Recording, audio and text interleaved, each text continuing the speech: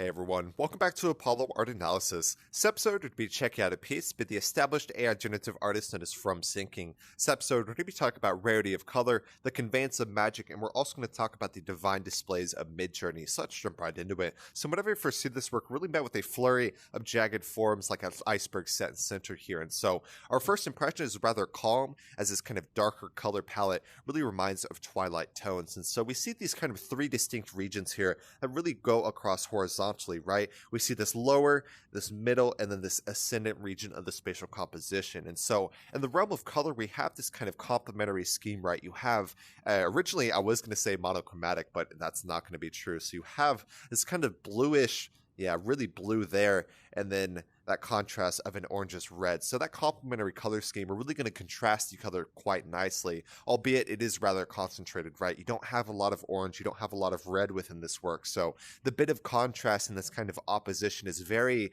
very concentrated and very limited as well. And so we also see a bit of rarity of color. Of course, the presence of that is going to draw the eye just by the fact that it is a scarce color within the composition. And so what we see here in the realm of texture, it is rather rough, right? The AI program always makes its mark through interpretation, right? So we see these kind of torn effects. Of course, we do have these very jagged forms that's inherent with that, but the AI always makes this really unique interpretation, right? So this rough texture does give us a sense of visual energy. Of course, visual energy through texture, as well as kind of visual energy through light, as we mentioned before. And so in the realm of form, there's no doubt that these jagged forms really drive the work at hand, right? The impact of this, it feels very sharp, it feels very jagged, it strikes instantly into memory, so you're not going to miss it there. And so, our setting as this kind of Arctic landscape is both beautiful and barbaric simultaneously. Some of the most stunning scenes of iridescent ice are found far beyond fatality, so that's a really important thing to remember there. And so what we see throughout this work are almost these like crystalline shimmer, if you know what I mean there, this kind of iridescent ice that I was talking about. And this sense of magic really permeates almost every part of this priceless piece, right?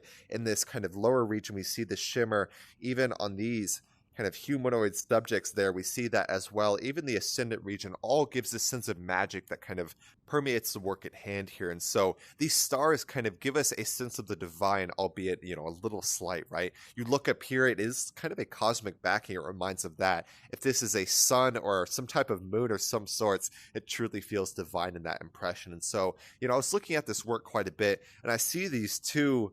They appear to be humanoid, almost silhouette subjects, but I believe they are kind of part of that darker ice, right? You look at there, and it looks a lot similar to that. But those kind of remind of humanoid subjects. Of course, you have a kind of triangular form topped by what appears to be a circular head. So with this in mind, what do y'all see when you view this piece? How do you feel when you view this piece? And how do you think those elements kind of play into that result there?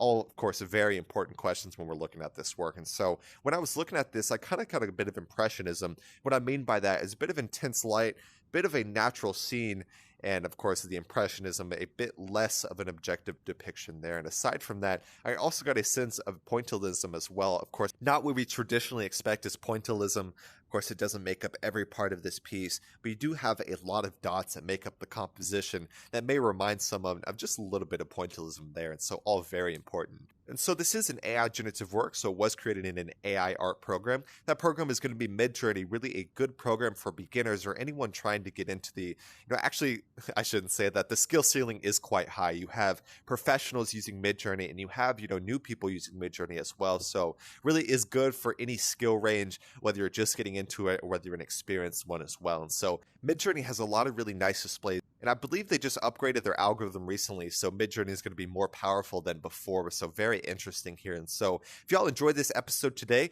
go check out the original artist FromSinking, doing some really good stuff in the AI generative realm. The portfolio is quite large. That's why I called it an established artist. So I really hope y'all enjoyed today.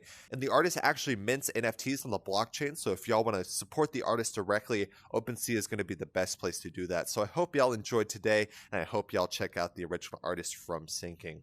My name is Apollo. This was Apollo Art Analysis, and I'll see y'all on the next episode.